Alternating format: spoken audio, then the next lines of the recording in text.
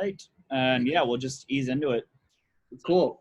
Well, Noah, we talked a little bit about this before hitting that record button as far as the why behind this, where a lot of recruiters right now are simply struggling. And I think the struggle has always been there. Virtual recruiting has just accelerated a lot of the challenges, right? And really the golden nuggets of recruiting and the test guide to this big inevitable test that's coming up, you have all the answers to. You're a recent graduate, you went through that experience. So to really hear it from a student as far as like, hey, if you would have done this, this would have been great. If a company had done this, this would have been fantastic.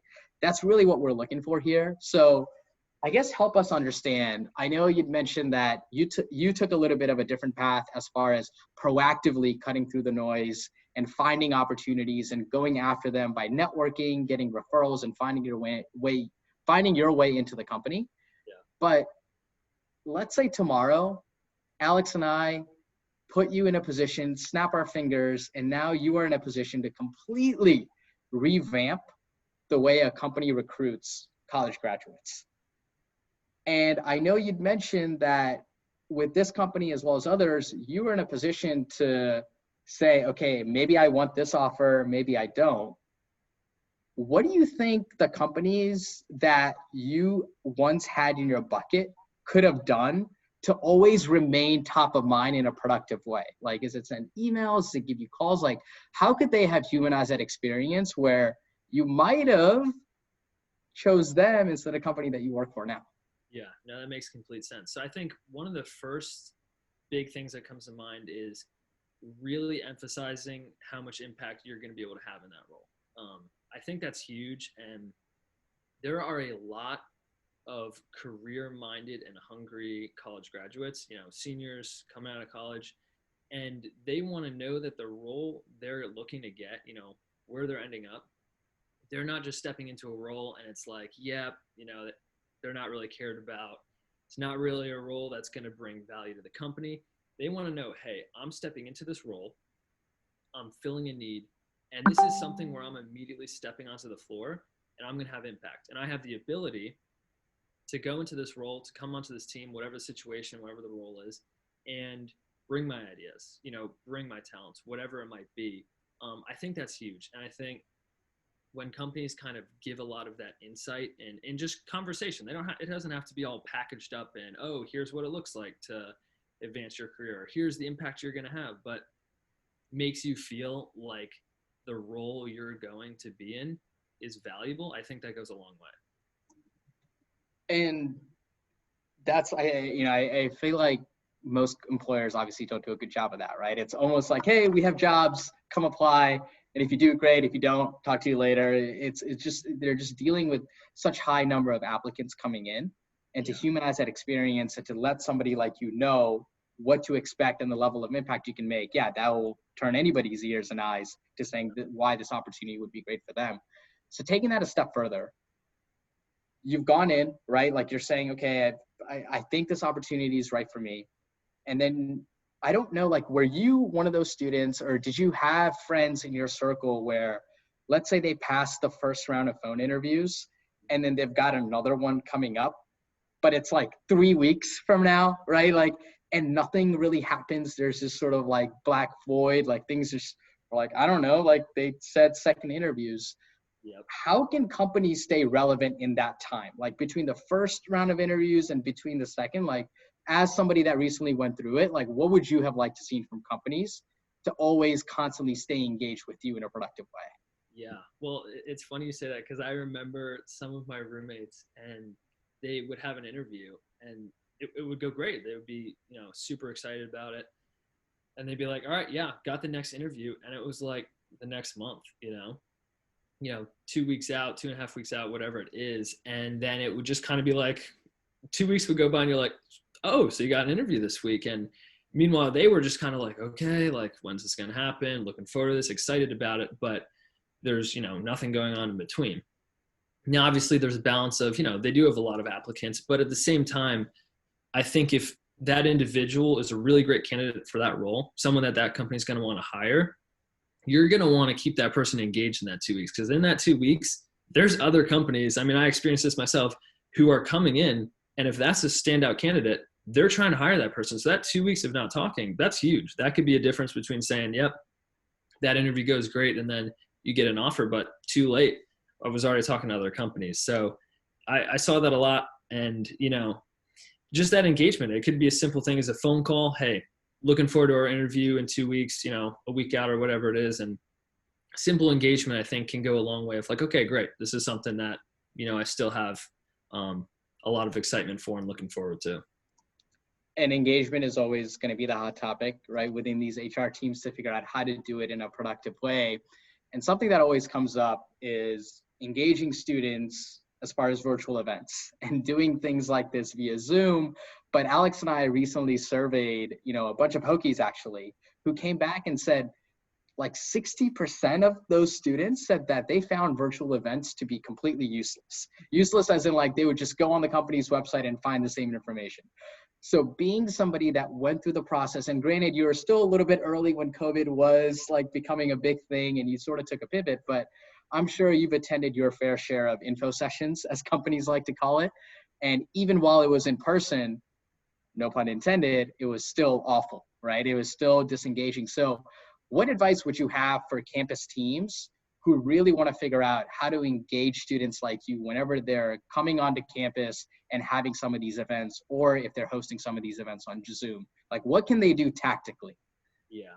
Well, I think, and it might even tie back into what I was talking about before, but like giving the candidates coming to these info sessions like a vision, like, hey, this is what the roles that we're hiring for look like. Here are success stories. Here is, how people just like you just recently hired. Here's where they are in the company now. And bringing them in, having them talk, things that, like when you roll up to an info session and it's just the same information that you read on the job description or the pamphlet or whatever it was, whatever material that you were handed, just kind of like, well, I just got told that twice. That wasn't really, it wasn't helpful. It didn't go anywhere. But if you go to, an info session or you're on a virtual event, whatever it is, whatever the medium, and it's engaging and you're getting excited about that company, that I think is a pretty cool experience where if you go to that event and you walk away excited about the role versus saying, oh, great, I just heard that twice and I was bored.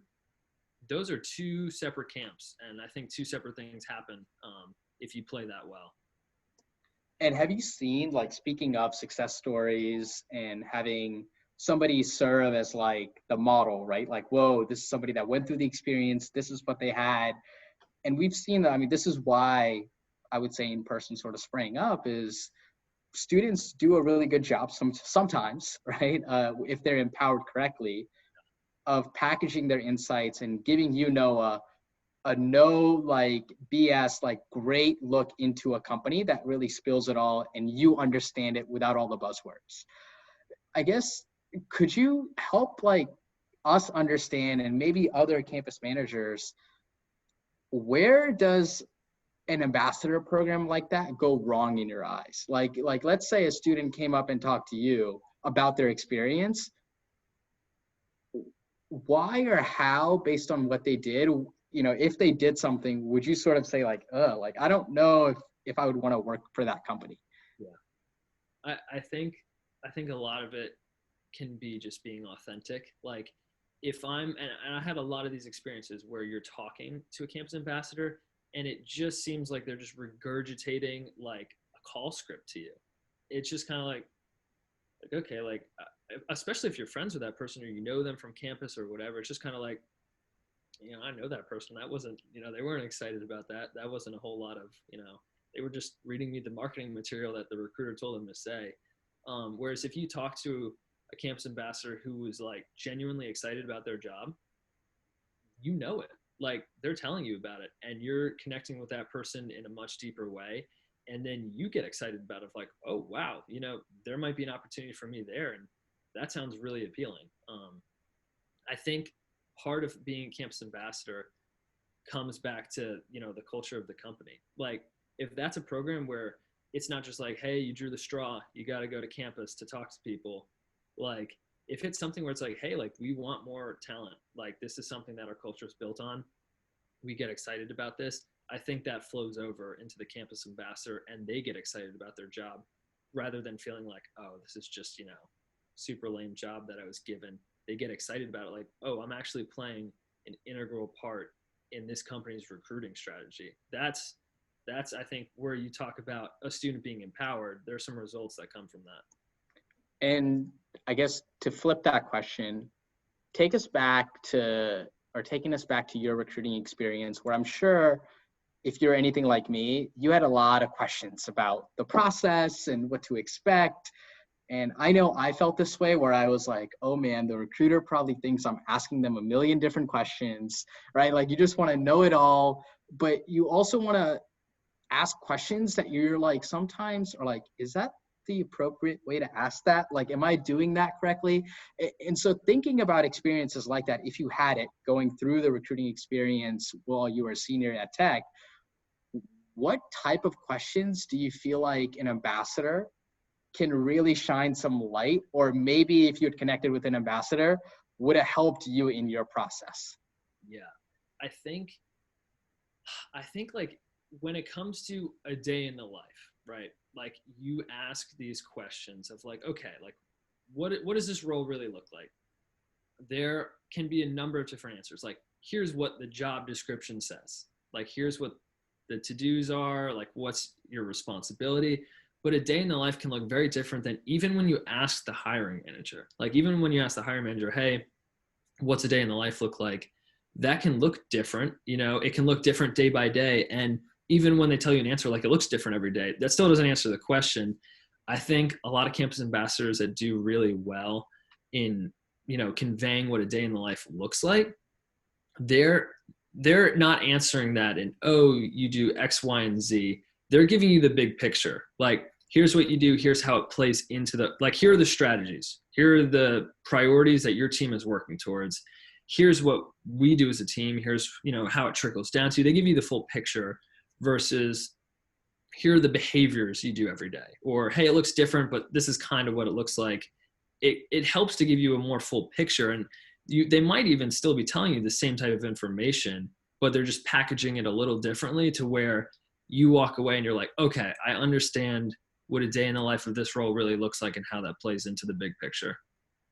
Yeah, so they're just contextualizing that conversation. And I think I might have lied. Just one more clarifying question on my end before we wrap things up, unless Alex, you've got any other questions to ask Noah here, is thinking through next recruiting season. And a lot of companies right now are in their planning phases to figure out, you know, we talked about this a little bit, engagement, right? And how to put themselves in a position to find more Noahs who can just come in, blow their quota out of the water, just completely exceed expectations.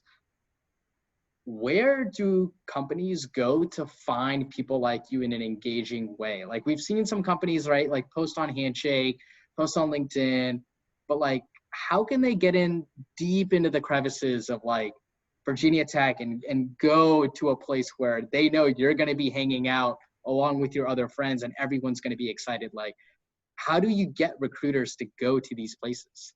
Yeah. So I think, and this is just one idea off the top of my head, but I think a lot of it could be through organizations.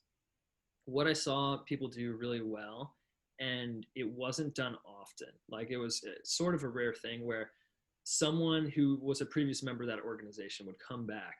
And if this is an organization where there's high achievers in it, they're going to look at that former high achiever and be like, okay, hey, actually, I'm listening now. This is somewhere that I want to go. Versus career fair, super loud, super noisy, everyone's saying the same thing. Versus they're connecting, it's a different setting. I think setting has a lot to do with it. And if you can find the organizations, the clubs that they're having an impact on campus, they're having an impact in the community, whatever it is, it's a club, it's an organization that has, you know, a goal outside of just having fun, that really has a lot of people tied to it that are hungry to have an impact in their role in the organization, whatever it might be. Those are people that when they transfer to their job, that hunger for that impact in the role in their club, that transfers over the job, that makes them a high achiever there. There's a lot of people in these organizations who really pour a lot of their time and energy into these organizations, these clubs, whatever it might be. and they go to the job fairs and it's just kind of like, yeah, I don't know where to go. I think I have a lot of great skill sets that can really benefit a company, but I'm not being directed, versus when someone comes back and speaks in a different setting to that organization, again, kind of context setting, it can really kind of break through that noise, and people listen and are like, okay, actually now I have some direction. I think I want to listen to this person and see what they have to say. Makes sense to me. Yeah, those are all kind of the questions I had. A couple of my takeaways, let's say one, whenever companies are going out and talking to candidates like you, make sure that they are talking about the impact that somebody like you can come in and bring to an organization. That was kind of the first thing that jumped out of the page for me. Second, is if companies do have a campus ambassador program or opportunities where people kind of give you a day in the life, make sure that those individuals are not either reading the same thing off of a marketing brochure and B, just really contextualizing that conversation. And three, if you as a company want to engage students, instead of just going where everybody else is and in a really noisy field like a career fair or what have you, try to shoot for student organizations that, based on the things that they're doing on campus, they have a bigger impact besides just having fun, right? Like, because the students there are spending a lot of time, resources, skills, trying to make that organization what it is, and find a way to maybe potentially bring an alumni back that works for that company back to the organization to sort of guide the candidates, so that the candidates can see themselves after that person to really increase your conversion. So a couple of things that I kind of took away. Alex, anything from you before we kind of wrap up here? Yeah, I'm really excited to see where you end up in a year. I think obviously we're going to see some really good things, and obviously want to dive into some more topics at some point, like your incredible onboarding at Red Hat. I think that might be our first expert content panel piece that we might actually do at some point. You kind of got me thinking there, but yeah, it sounds like Red Hat has gotten really lucky, and hopefully after listening to this, we can have some other companies learning some things here as well. Well, I appreciate that. Yeah, excited you guys knocked it out of the park. That was a great wrap up. Looking forward to continuing to work with you guys here. Always any insights I can provide, happy to do that. Cool. Real quick, we always love to be able to